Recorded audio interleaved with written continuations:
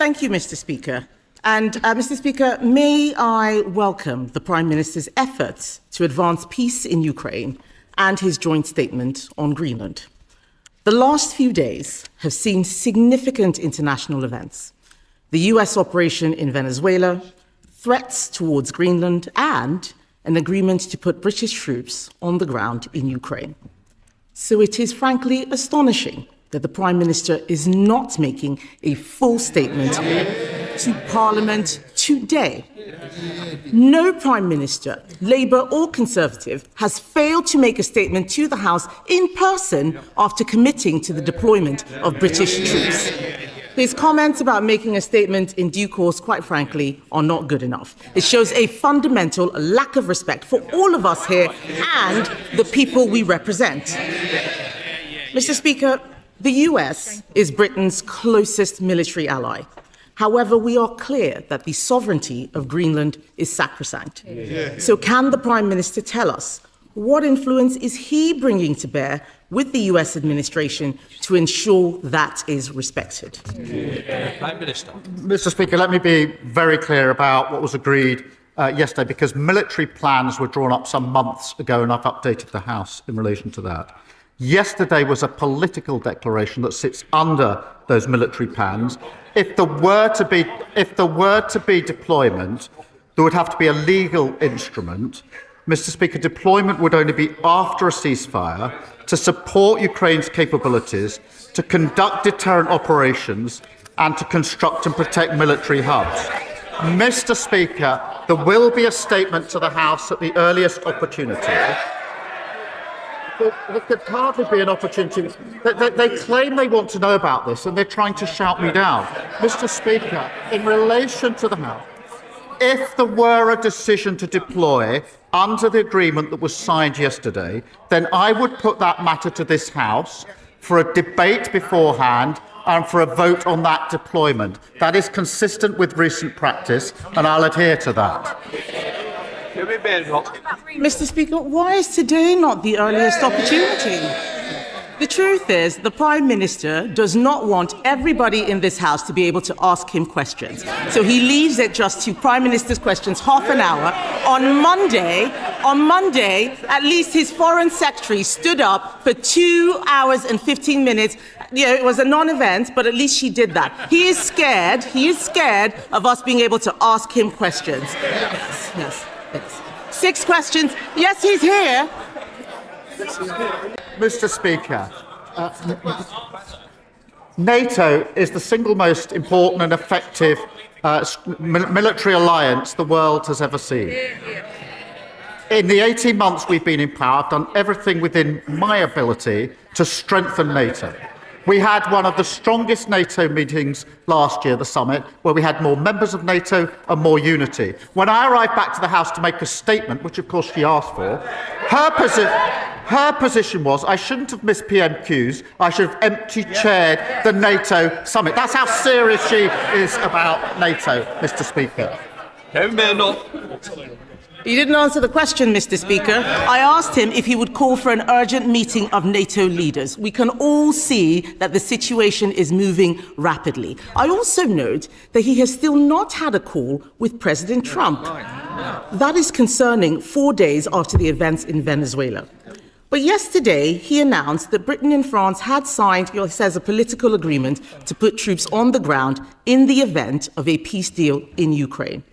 So given the Prime Minister is not making a statement about that deployment of British troops abroad, one of the most serious decisions a government and a parliament can take, irrespective of what he says, can he at least confirm how many troops would be sent to Ukraine and whether they would be in a combat role? Prime Minister. Mr. Speaker, I was with NATO allies yesterday, all day, in which we were discussing security in Europe, in particular security guarantees for Ukraine, and we made significant progress. And I'm glad that she has welcomed that. Of course, I will speak to President Trump. I spoke to his senior advisors yesterday. We were with them all day. But, Mr. Speaker, Mr. Speaker, she asked me about the deployment. We released the statement yesterday. It's clear from that, but I will be clear with the House that there would only be deployment after a ceasefire. It would be to support Ukraine's capabilities. It would be to conduct deterrence operations and to construct and protect military hubs. The number will be determined in accordance with our military plans, which we are drawing up and looking to other members to support. So the number I will put before the House before we were to deploy. But I'll do more than that. If we went as far as a legal instrument to deploy, which would be necessary, I would then have a debate in this House so all members could know exactly what we're doing, make their points of view, and then we would have a vote in this House on the issue, which, to my mind, is the proper procedure in a situation such as this. Mr. Speaker, it is clear that the Prime Minister either does not have the detail or does not want to give us the detail. Yes. But this is important. He should be calling an urgent meeting of NATO leaders. He should have spoken to President Trump by now. This is important because if any such peace deal is breached, we would be in direct conflict with Russia. If the Prime Minister is committing troops, he must give more detail on how he intends to ensure our armed forces are fully resourced.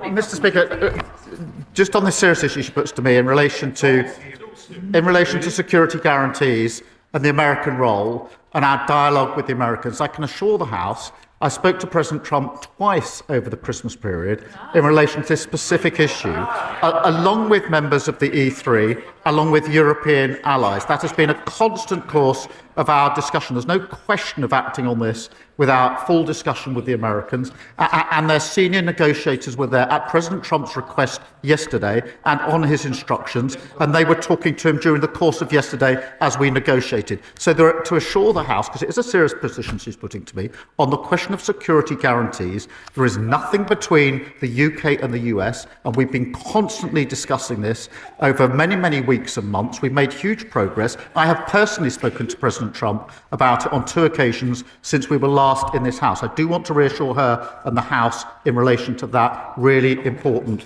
issue. The Prime Minister should know that we will absolutely support any efforts to help bring peace to Ukraine. We will work with him to ensure NATO remains the bedrock of our security. But we cannot write a blank check when he is also surrendering the Chagos Islands, surrendering our veterans to lawfare, and surrendering to his backbenchers by prioritising welfare handouts over defence spending, as if the world has not become more dangerous. So, Mr. Speaker, isn't it time the Prime Minister changed course and for once put the British national interest first? Mr. Speaker, she talks about the Shadow Attorney General.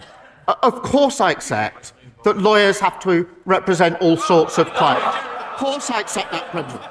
The question is whether the Shadow Attorney General can sit in the Shadow Cabinet when the party opposite says it supports us on sanctions. We want the money from Chelsea Football Club to go to Ukraine. I'm not sure whether that's her position.